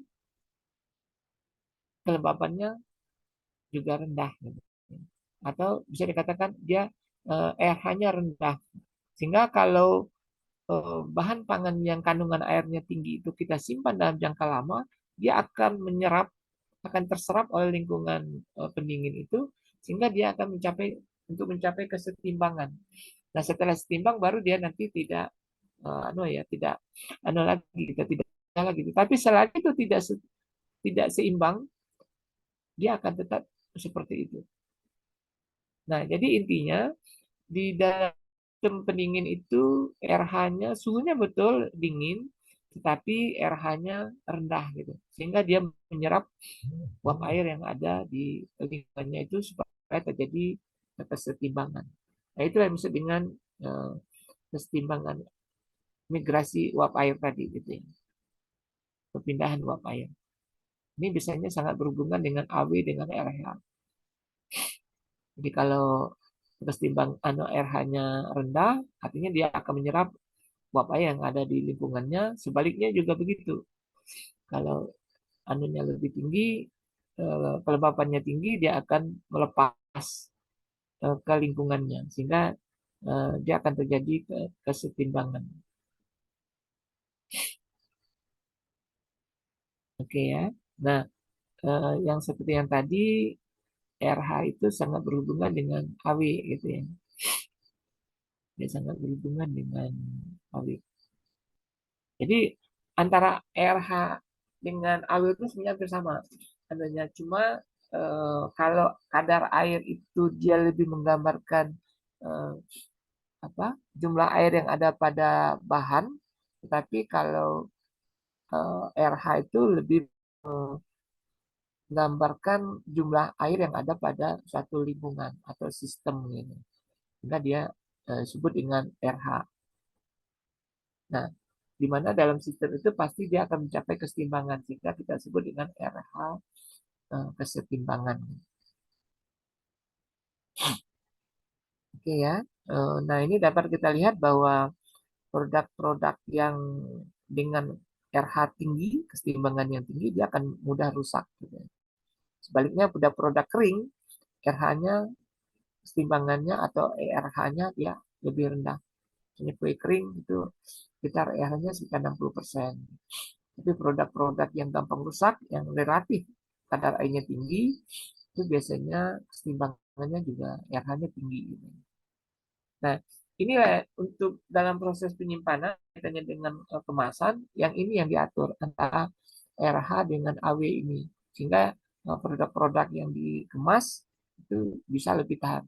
Bagaimana kita mengatur kesetimbangan relatif atau AW daripada produk pangan tersebut. Oke ya. Nah, caranya yaitu mencegah keluar masuknya uap air, yaitu tadi dengan berbagai cara bisa kita lakukan dengan supaya uap air tidak saling berpindah, itu makanya biasanya diatur dengan kemasannya, sehingga dia tidak saling tidak menyerap uap air yang berada di lingkungannya, sehingga akan menyebabkan ERH atau AW dari produk tersebut itu bisa dipertahankan. Sebaliknya, uap air yang ada di dalam itu tidak keluar gitu ya.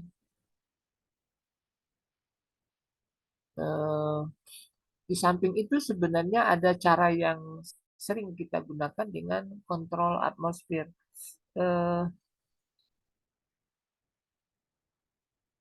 Bapak Ibu sering dengar ya kemasan CAS, Control Atmosphere Storage, atau MES, Modified Atmosphere Storage, sering dengar kan? Nah, apa kira-kira beda antara CAS dan MES dalam kaitannya dengan nomor 3 ini? Mengontrol uap air, keluar masuknya uap air.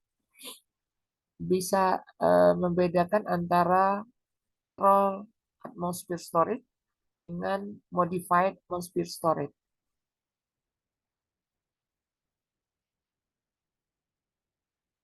Ini biasanya sama-sama digunakan untuk proses memperpanjang masa simpan gitu ya.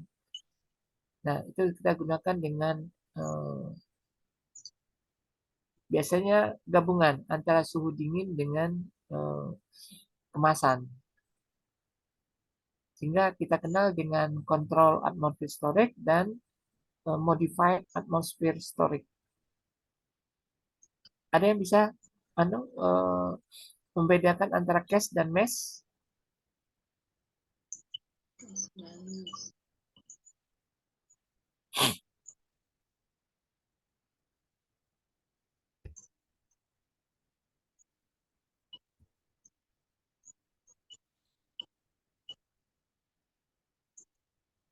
Kalau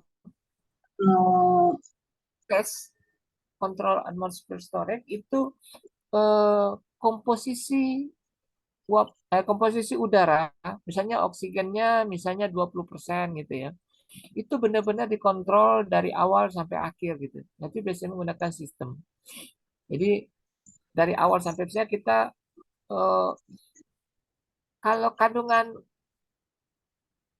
oksigen di udara kurang lebih sekitar berapa? Umumnya ya, relatif kandungan oksigen di udara sekitar berapa? 30. Berapa persen biasanya? 3%, 3%, Berapa persen? 3%, 3-5% ya. Di udara terbuka. Di udara sekitar kita biasa persen. Berapa persen biasanya? Mungkin kalau 3% itu kering, dia lebih biasanya udara lingkungan sekitar itu kurang lebih sekitar 20% ya. 20%. 20%. Nah, kalau kita menyimpan produk di udara bebas, itu biasanya oksidasi akan berlangsung masih cukup tinggi gitu. Nah, makanya dalam kontrol atmosfer kita usahakan komposisi udara ini, misalnya oksigennya kita atur misalnya 5% supaya proses oksidasi tidak berlangsung dengan cepat gitu. Nah, biasanya dari yang kontrol atmosfer tersebut adalah case kontrol atmosfer storage itu biasanya dari awal sampai akhir itu kita kontrol tetap fix. Jadi misalnya oksigennya 5%, tapi CO2-nya ditingkatkan misalnya seperti itu ya. Nah, sedangkan yang modified atmosphere adalah cuma pertama yang kita kontrol, kita atur, modified ya. Kita atur misalnya pada oksigennya cuma 5%. Nah, tetapi seterusnya itu sangat tergantung daripada kemasan yang kita gunakan. Jadi kalau pada cash itu misalnya dikontrol misalnya 5% itu dari awal sampai akhir penyimpanan itu dia 5%. Tetapi dalam modified atmosphere hanya pertama yang kita kontrol misalnya 5%, tetapi setelah itu tergantung daripada porositas daripada kemasan yang kita gunakan. Nah, sehingga dengan demikian pada modified atmosphere ini kandungan oksigennya dalam kemasan tersebut itu sangat tergantung pada porositas daripada kemasan yang kita gunakan gitu. Ya biasanya ini sama-sama suhu dingin ya, karena biasanya untuk produk-produk yang kandungan airnya relatif tinggi itu biasanya bukan cuma itu, tapi itu semua produk pangan dengan suhu yang lebih rendah itu akan menyebabkan proses kerusakan itu jauh lebih lambat gitu ya. Nah, sehingga biasanya dengan cash dan mesh ini kita kombinasikan antara komposisi udara yang tadi ya. Biasanya kalau normal udara itu 20% oksigen, maka ini dikurangi oksigennya hanya 5%, tetapi CO2-nya yang ditambah. Nah, sehingga produk tersebut proses oksidasinya bisa berjalan lebih lambat. Nah, cuma bedanya adalah kalau kontrol itu, cash itu adalah benar-benar dikontrol sampai akhir, sedangkan kalau pada mesh hanya di awal yang dikontrol, tapi setelah itu akan sangat tergantung daripada porositas daripada masing-masing kemasan yang digunakan. Oke, ya itu bedanya ya. Oke, suhu saya kira kalau suhu jelas ya. Nah, semakin tinggi suhu, proses kerusakan bahan pangan itu akan semakin cepat. Nggak ada istilah kiten ya, dengan kenaikan suhu sekitar 10 derajat Celcius akan menyebabkan terjadinya kerusakan akan berlangsung 2 kali lebih cepat gitu. Nah biasanya untuk produk-produk ini biasanya kita menggunakan suhu yang lebih rendah. Oke. Nah, kemudian perpindahan oksigen. Nah, ini ya, yang saya katakan tadi biasanya kalau ada tuh sekitar normal itu oksigen itu sekitar 20%. Tapi biasanya kalau untuk pengaturannya supaya tidak terjadi ini kita eh, apa kondisikan, kita kendalikan 3 sampai 5%. Sebaliknya oksigen CO2-nya yang ditingkatkan. Kemudian penguatan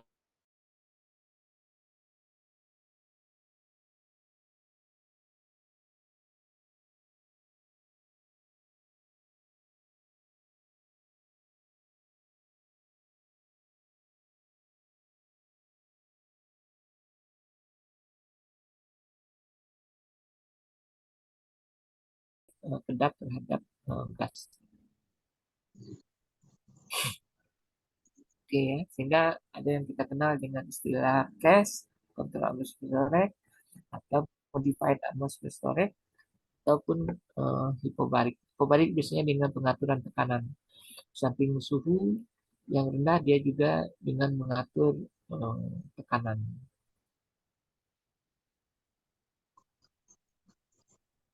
Iya, jadi itu ya bedanya CAS, MES, dan hipobarik.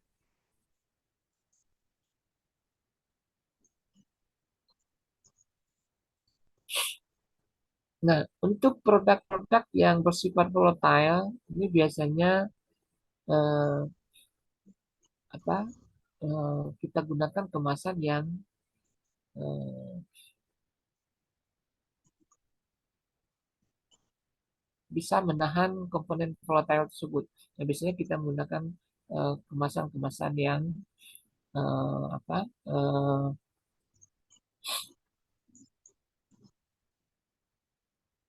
kemasan-kemasan volatile itu tidak gampang menguap gitu. Sehingga kita menggunakan kemasan-kemasan tertentu. Misalnya kemasan-kemasan kedap.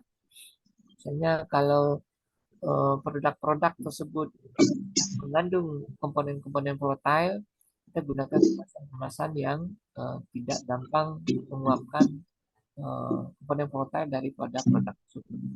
Ini seperti bawang putih, ya, vanili, ataupun jenis-jenis produk lainnya.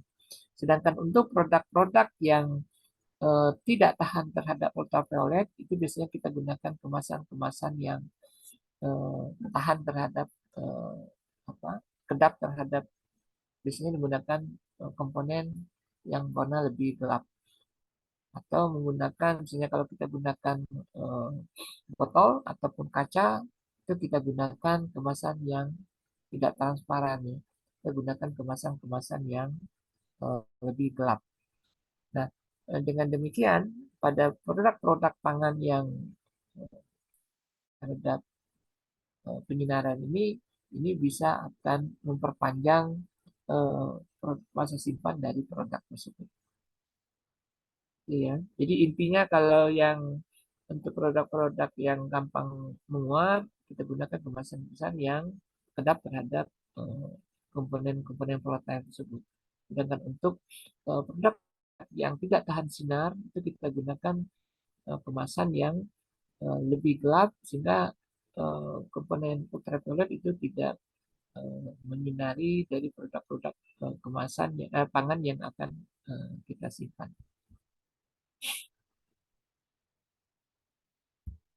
Oke, jadi penyebab-penyebab kerusakan bahan pangan itu di samping migrasi ya, migrasi juga bisa migrasi logam, migrasi plastik, ataupun migrasi difusi daripada uap air. Nah, sedangkan mikrobiologis itu biasanya kita kendalikan dengan bagaimana kemasan itu mempunyai AW yang tidak sesuai dengan penyebab kerusakan tersebut. Misalnya kalau ingin tahan terhadap bakteri, terhadap pangan bakteri, maka kemaslah dengan kemasan-kemasan yang AW-nya itu di bawah 90. Juga dengan untuk produk kapal kami itu gunakan kemasan yang AB-nya di bawah 0,62. Begitu seterusnya. Nah, sedangkan untuk kerusakan mekanis, biasanya kita gunakan kemasan-kemasan yang bisa menahan stres atau tekanan yang lebih fisik dari luar. Misalnya kita gunakan kemasan yang tidak tahan terhadap tumpukan ataupun gesekan yang tidak menyebabkan tidak kerusakan pada bahan pangan tersebut. Nah, sedangkan untuk yang produk-produk yang sensitif terhadap getaran itu gunakan kemasan-kemasan yang anti getar, ya, sehingga produk tersebut tidak gampang rusak. Nah, sedangkan untuk perpindahan air itu sangat tergantung daripada AW dan RH kesetimbangan. Ya, makanya kita gunakan kemasan-kemasan yang AW-nya bisa diatur sedemikian rupa sehingga produk tersebut tidak gampang rusak. Sedangkan untuk komponen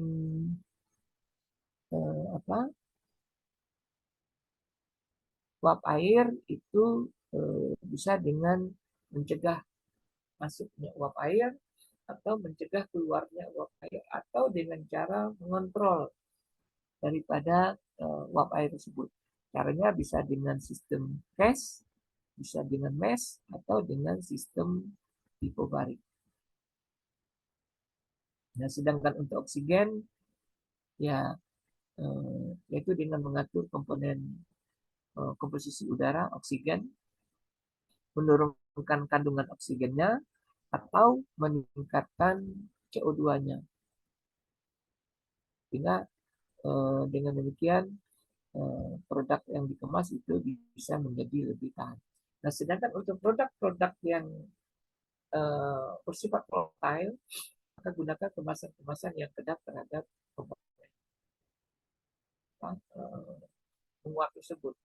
Sebaliknya untuk produk-produk yang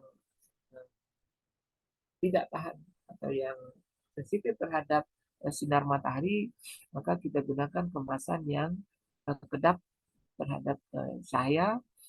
Biasanya gunakan kemasan-kemasan yang berwarna gelap, tidak transparan sehingga sinar matahari itu tidak menyinari langsung produk pangan yang Oke, saya kira mungkin itu ya secara garis besar bahwa bagaimana peran pengemasan dalam mempertahankan ilmu simpan atau ketanam dari suatu produk pangan. Bukan hanya produk pangan, tetapi juga obat-obatan, kosmetik, ya. Umumnya digunakan dengan kemasan yang tepat untuk suatu jenis produk yang kita kemas. Oke, saya kira mungkin itu ya secara garis besar materi kita malam ini. Mungkin nanti kita coba sedikit bahas tentang tugas atau untuk praktikum kita. Tapi sebelum kita masuk ke situ, ada yang kita perlu didiskusikan? Mangga, silakan.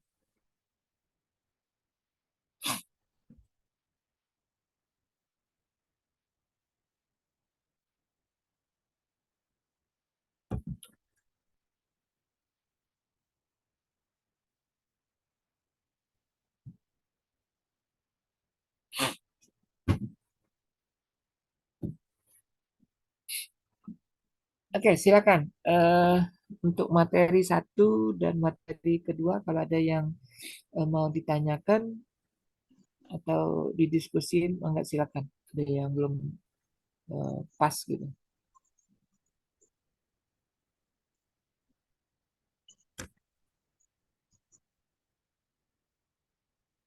Pak, Silakan. Pak izin bertanya, Pak. Siapa nih? Ami, Pak. Ami. Oke, silakan Bu Ami. Saya aku sharing pengalaman aja sih, Pak. Cuma kalau ini, kan di tempat saya kan 1 tahun belakangan ini kan ada produk susu ya, Pak ya. Itu waktu awal-awal tuh kami rada ini agak kesulitan untuk menentukan kemasannya karena kan dengar dari sana, dengar dari sini gitu loh. Kalau susu itu harus ada treatment tersendiri. Makanya kami akhirnya memutuskan dengan botol apa PET ya, PET itu yang terus dilapisin lagi dengan eh, label Yang ya. labelnya itu, labelnya itu dengan menggunakan PETG gitu kan katanya untuk melindungi si susunya itu. Namun apakah itu apa ya? Apakah itu memang yang saya tanyakan apakah memang itu dia harus seperti itu gitu ya untuk susu karena kan agak terlalu mahal juga kemasannya gitu loh Pak. Ini susu cair berarti ya? Iya, susu cair. Jadi Susu cair. botolnya itu pakai PET, terus labelnya itu eh, pakai PETG. Kalau yang sebelumnya kan kalau minuman biasa kan kami pakai yang HDPE kemudian labelnya PVC ya. Nah ini udah labelnya PETG, botolnya menggunakan PET dengan master bed lagi gitu. Gitu. Ya, pada intinya eh, karena itu produk susu ya, yang cair ya, produk cair. Iya. Memang kalau selama ini ibu menggunakan apa? Belum, jadinya waktu itu kita kan ada beberapa risetnya juga nggak terlalu lama ya, karena kan dikejar produksi kan, karena memang harus launching kan. Jadinya waktu itu eh, yang paling baik itu, yang paling memungkinkan untuk dari segala sisi itu botolnya botol PET, terus kemudian string labelnya bajunya itu pakai PETG. Memang kayaknya tahun depan mau di-review gitu karena terlalu mahal. Mahal ya. Iya, terus kemungkinan ada migrasi juga, Pak. Ada migrasi dari si tutup botolnya. Karena kan tutup botolnya kan pakai master bed juga kan. Nah, Hmm. jadi warna kita kan ada dua dua rasa ya, dua varian ya. Nah, yang varian yang coklat itu waktu itu pernah ada mudah-mudahan sih nggak apa ini internal aja ya. Maksudnya nggak sampai keluar gitu. Jadi ada kemungkinan dia migrasi dari si tutup Tutup botolnya ke botol. produknya. Oh, Iya, kami nggak juga pakai enamel bu? Nggak pakai apa? enamel? Apa tuh? Nggak pakai enamel? Semacam pelapis gitu, supaya dia tidak langsung bersenggolan dengan Enggak, produknya. enggak. Jadi langsung pakai produk langsung tutup gitu kan. Tutupnya pakai master bed sama apa? Sama posur tuh apa ya saya lupa HDPE juga apa nggak langsung aja nggak pakai aluminium nggak pakai itu nggak. Coba pakai enamel bu. Jadi biar tidak langsung bersinggungan dengan produk, dengan susunya. Jadi ditutup botolnya itu digunakan enamel sehingga dia tidak langsung bersinggungan dengan produknya. Itu untuk mencegah terjadinya migrasi dari eh, komponen di tutup botol ke produk susunya gitu. Nah, Hmm, biasanya kan kalau kita anukan apa itu, apalagi kan nggak selalu dalam kondisi dingin kan. Kalau misalnya enggak. dalam Iya. Produksinya dalam kan itu pendistribusian. iya iya kalau dalam pendistribusian bisa jadi dia dalam suhu 40 derajat ya karena kan kadang-kadang dia di kontainer atau di mana. Ya, itu biasanya yang sering menjadi masalah itu waktu kita di pendistribusian gitu ya. Karena suhu Mhm. itu kan kadang-kadang bisa tinggi gitu ya, Iya, tidak terkontrol gitu. Nah, mungkin di situ perlu agak hati-hati di situ gitu. kami sih belum menemukan si di customer ya, tapi mudah-mudahan sih enggak ya. Cuma waktu itu ada ada anak lab yang eh, ada nemu gitu. Oh ini ada kayak ada migrasi gitu. Jadi warnanya berubah dari kemungkinan sih dari master bednya. kita hanya nggak cuma mengkaji di situ aja sih Pak. Dari supplier juga kan beberapa supplier yang master batch-nya kami juga panggil sih ada beberapa. Cuma memang mungkin tadi saran Bapak yang tadi yang Bapak sampaikan mungkin nanti saya bisa sampaikan ke bagian Dicoba R&D. aja, dicoba aja. Ya memang untuk produk makanan ini memang perlu agak hati-hati ya. Untuk yang susu susu yang udah dicoba itu bisa sampai berapa Bu umur simpannya Bu? 9 bulan. 9 bulan. Aman ya 9 bulan itu ya. Aman. Oke. Iya, makanya kita masih mempelajari sih master bed yang dari mana, apakah memang dari master bed atau hanya ada dari master bed dari satu supplier gitu kan, kemungkinan kan bisa aja. Cuma itu belum belum sampai ke belum ada hasilnya sih, belum. Oke, ya memang perlu makanya di situ perlu semacam uji lapang ya. Kadang-kadang memang dalam pendistribusian kalau menurut saya sih memang dalam praktek kita nggak terlalu, tapi waktu kita pendistribusian karena kita tahu bahwa dalam proses pendistribusian itu kan suhu nggak bisa kita tentukan ya. Karena kadang-kadang bisa saja dalam kontainer ataupun dalam itu kan suhu bisa meningkat. Nah, pada kondisi itu bisa saja itu yang menyebabkan terjadinya kerusakan gitu ya. Tapi mungkin kalau yang alasan yang tadi mungkin saya kira mungkin perlu enamel ya kalau memang tidak supaya tidak berlangsung bersinggungan dengan produknya mungkin perlu semacam enamel ditutup botolnya sehingga tidak terkontaminasi dari migrasi dari tutup botol ke produknya. Nah kalau untuk kondisi normal saya kira nggak ada masalah mungkin ya, tapi mungkin ya tadi selama pendistribusian ataupun dalam apalagi kalau di warung-warung ya, kalau di penjualan di tempat yang mall-mall yang relatif suhunya terkontrol lebih dingin mungkin nggak ada masalah gitu ya. Tapi mungkin itu bisa saja nanti terjadi masalah kalau kita di droppingnya ke warung-warung yang relatif suhu kadang-kadang tidak menjadi perhatian gitu ya. Mungkin dicoba aja Bu Ami nanti. Iya. Sementara sih kemarin anak-anak lab itu ada percobaan dia dibalik Pak. Jadi nyimpen susunya tuh dibalik.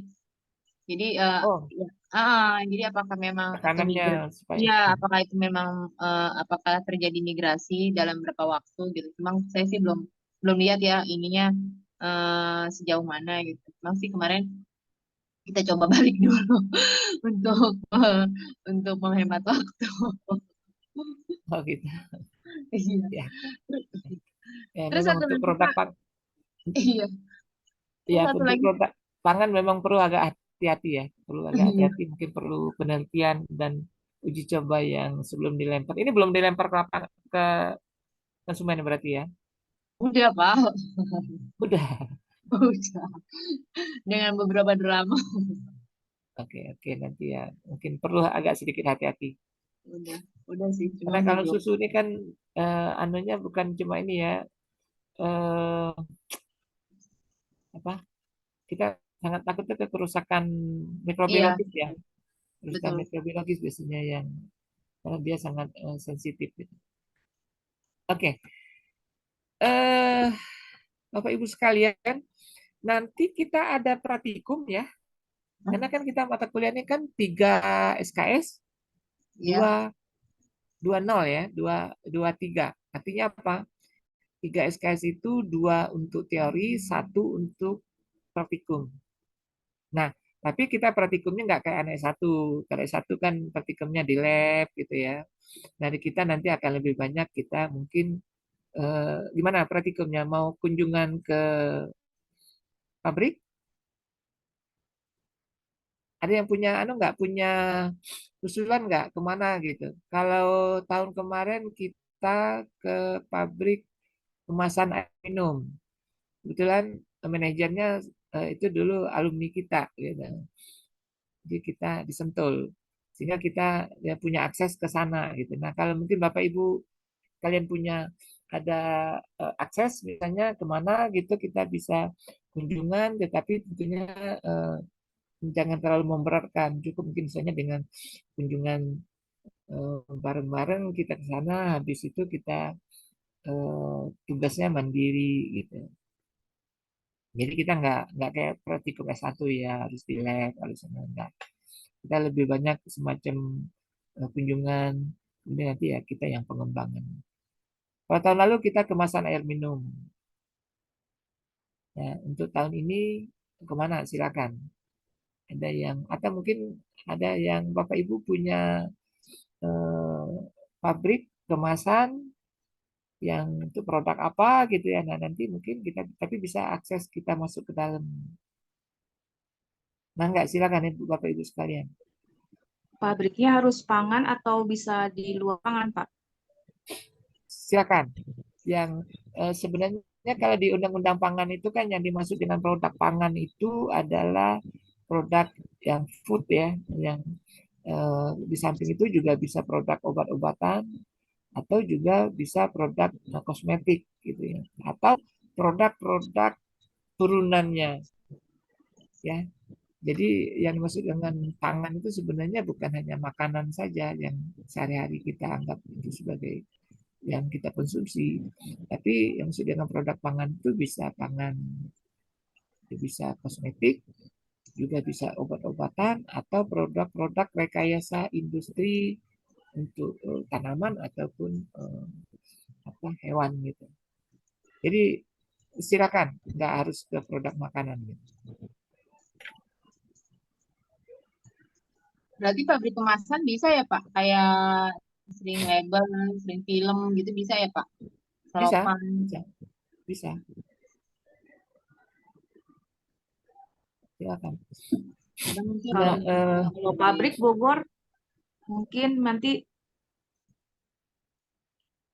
ada kos yang mau kita iya, atau ada misalnya di lab-lab misalnya pengemasan ya. Kalau dulu saya sih di waktu yang di Pasar Rebo itu saya dulu ada yang di itu saya dulu sering gitu. Cuma udah lama banget saya nggak ke sana jadi udah perkembangan juga nggak begitu tahu lagi. Di situ kan ada misalnya kalau kita pengen ngukur nih untuk elastisitas daripada kemasan, kemudian di lab anunya apa pengemasannya kan, kemudian daya jatuh, dropping segala macam itu saya kira juga menarik gitu. Tapi kalau sekarang terus terang saya udah lama cukup lama nggak ke sana gitu, jadi udah nggak tahu lagi mana perkembangan di sana.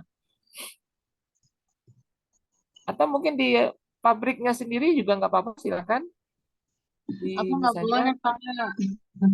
yang aksesnya tapi kita bisa akses ke dalam gitu.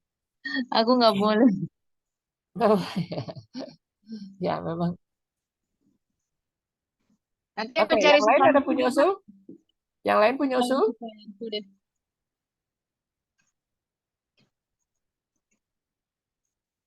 Aku ada supplier di Sentul sih, cuma nanti aku discuss dulu sama mereka, boleh nggak gitu. Nah, coba aja. Produk apa? Itu dia kemasan, jadi sering label, sering film, selopan, itu loh yang bajunya botol, Oh gitu. nah, atau selopan, selopan tuh yang lid ya, yang kalau minuman cup kan ditusuk pakai sedotan, nah itu yang ditusuknya itu. Oke, oke. Oke, boleh nanti informasi ya, Bu ya. Biar kita Ya, sebelum mana kita ini nanti saya tanya kita. dulu ke ini ke suppliernya dia mengizinkan atau enggak. Oke. Kalau itu nanti saya kasih info ke Bapak. Di Sentul sih Pak. Oke, ya. Oke, Bapak Ibu ya, mungkin kita nanti kita selama proses ini kita coba nah, tapi nanti hasilnya mungkin agak sedikit beda dengan kalau mungkin kita ada semacam review ya, misalnya tentang pengemasan apa gitu ya.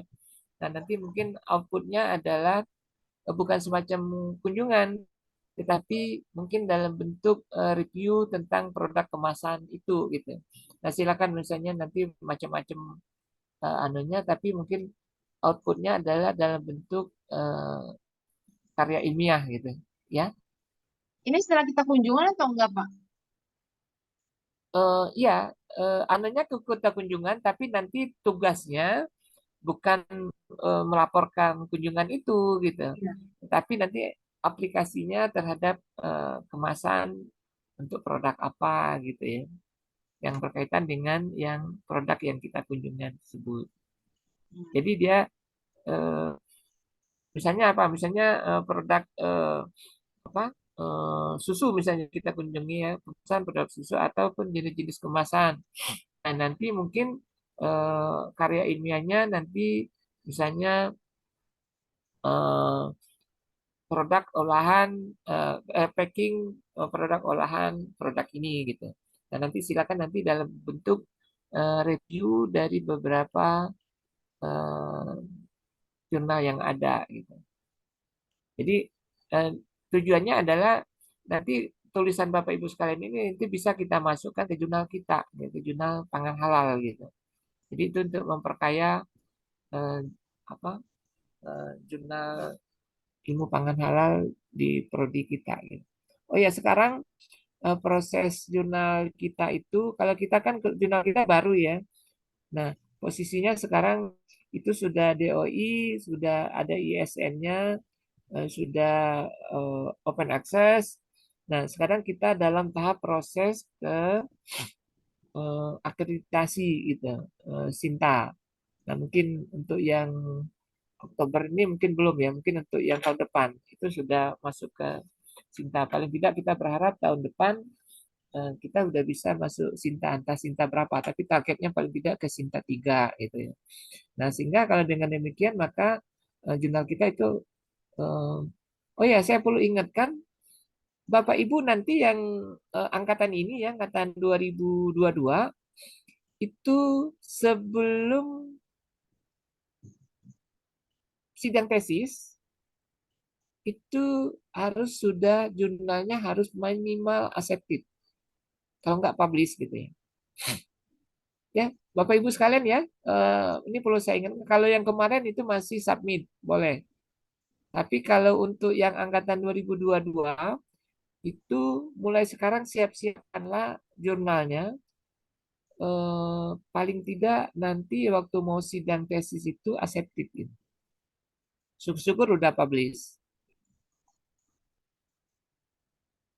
Ya itu aturan yang baru ya, aturan yang baru itu mulai tahun yang angkatan 22 nih. Jadi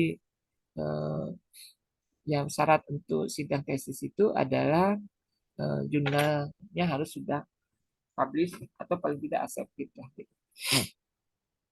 Jadi kalau mulai di sekarang silakan, tapi nggak perlu harus persis judul yang seperti yang tesis ya, tapi topiknya sama gitu.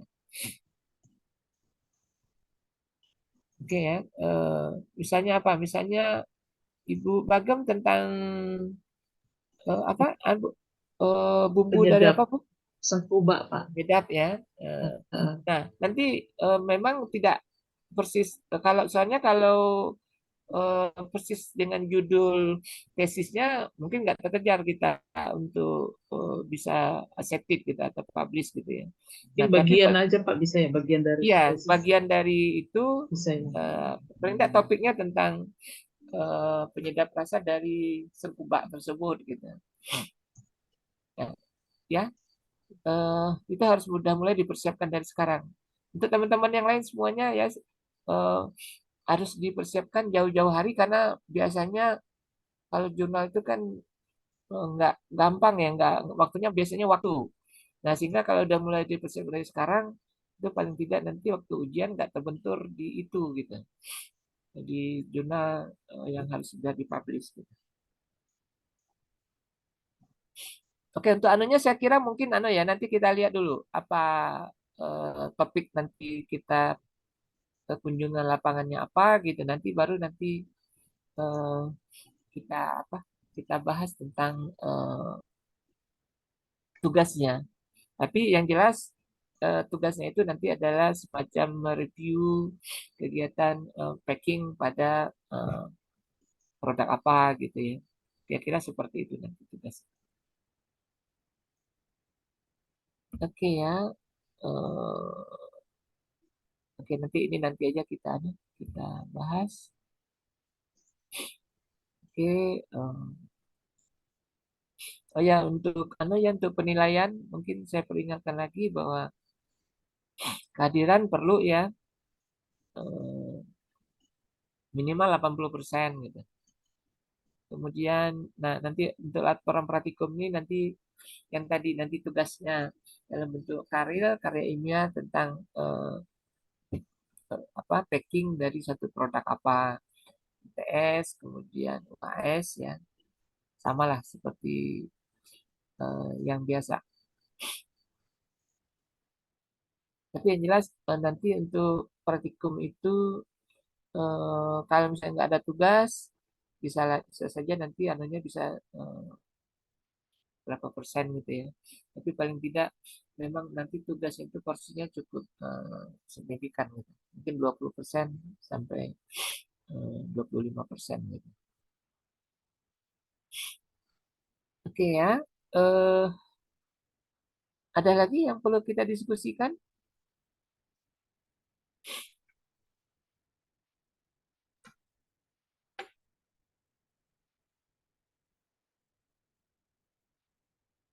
Oke, Bapak Ibu sekalian, ada lagi? Nggak ada, Pak. Oke, oke kalau enggak mungkin kita cukupkan sampai di sini ya. Baik, Pak. Oke, oke Bapak Ibu sekalian, hari ini kita lengkap ya. Saya nggak dengar suaranya Pak Ano nih, Pak Gifar sama Pak Hendro. Hadir, Pak. Masih bergabung? Masih, Pak Pak. Gifar, gimana kabar Pak Gifar?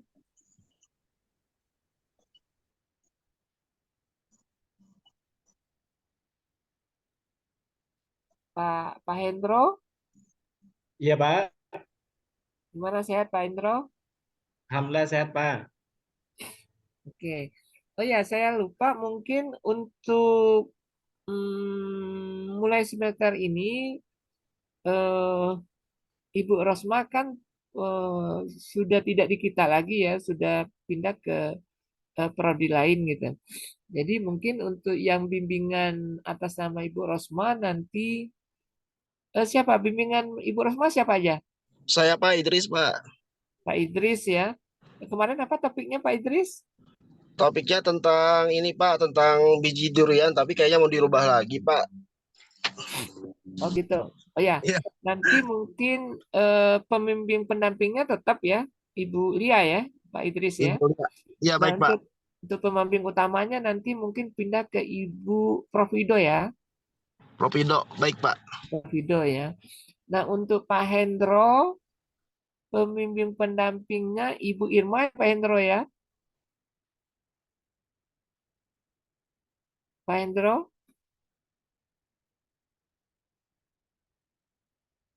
Pak Hendro, masih bergabung Pak Hendro? Tidur Pendampingnya Pak Hendro tetap. kayaknya. Halo Pak Hendro? Oh, ada Pak Busro.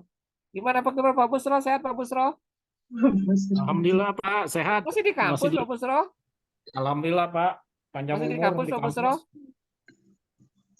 Itu Bu Ami kenapa ketawa aja tuh, Pak? Lihat Pak Busro ya. Habis Pak Busro main kepala, Pak. Habis malam Sabtu nih, belum malam Minggu. Malam Minggu di kampus Pak Busro ya. Iya Pak. Pak, besok kita kuliah tatap muka ya Pak ya? Tatap segalanya Pak. Ya. Oh ya, sebenarnya kan kita kan harusnya luring ya, tapi mungkin ya juga maklum untuk ini kan hasilnya Ibu Pak Idris Rosita tuh, sudah Pak. mulai masuk Pak Idris aktif Bu tuh Rosita? belum kolokium Pak, Idris. Ya, oh ya lupa saya. Untuk teman-teman yang belum kolokium itu segera ya, karena begini di Oktober ini kita harus laporan ke PDPT. Tanggal berapa tuh Pak Busro? Oktober kalau nggak salah Pak Busro ya. Akhir Oktober. Nah, 25 Oktober. 25 Oktober itu nilai kita itu harus sudah masuk Nah, Karena iya, kalau tidak dimasukkan di PDPT, sudah ditutup, Pak. Udah nggak bisa masuk tertutup tanggal dia itu. gitu. Ya. Jadi bagi Bapak Ibu sekalian yang belum kolokium, kalau nggak salah masih ada 4 lagi ya. 4 Sama lagi. IR ya, Pak ya. Dan intensive report itu segera kalau bisa sebelum tanggal 20 lah ya, Iya, Oktober, 20 itu nilai Oktober. harus sudah masuk gitu. Sehingga bisa kita masukkan di semester genap kemarin gitu. Nah, kalau tidak nanti harus nanti di semester Semester genap berikutnya. semester 4. Kan sayang, harus berarti semester 4 baru bisa anu. Karena untuk memasukkan nilai di PDPT itu kalau sudah ini nggak bisa dibuka begitu saja, harus melalui proses yang cukup panjang gitu. Nah, sehingga idealnya memang harus masuk sebelum kita input di PDPT. Oke, Bapak Ibu sekalian ya yang belum IR dan kolokium itu mohon segera diselesaikan sesegera mungkin, kalau bisa sebelum tanggal 20 lah. Sehingga kita masih punya untuk memasukkan di semester genap tadi gitu. Biar Oke biar ya. masuk bareng, keluar bareng angkatan 2022 ini ya. Doakan ya Pak Busro. Idris baru baru. Sibuk ya, Idris? Menyibukkan diri ya Pak. Biasa Pak Busro kalau udah inilah mulai Pak Busro udah mulai sibuk. Nah, makanya diusahakan ya Pak Idris, Iya Pak. Ibu Mira nih juga saya jarang kelihatan. Bu Mira ada bergabung? Ya, Miratun. Ibu Mira gitu ya. Pak Gifar, kolokiumnya juga belum. Ya mudah-mudahan ya diselesaikan sebelum tanggal 20. Oh ya, lupa yang saat tadi kalau Pak Idris di Boros itu pembimbing utamanya ke Ibu Prof Wido ya. Kalau untuk Pak Hendro nanti pembimbing utamanya ke saya gitu. Baik, Untuk Pak. pembimbing pendamping tetap Mira Ibu masih di kereta katanya, Pak. kereta mau pulang ya. Iya. Oke, Bapak Ibu sekalian, kalau tidak ada lagi mungkin kita cukupkan sampai di sini ya. Mari kita tutup pertemuan kita dengan sama-sama membaca hamdalah. Alhamdulillah.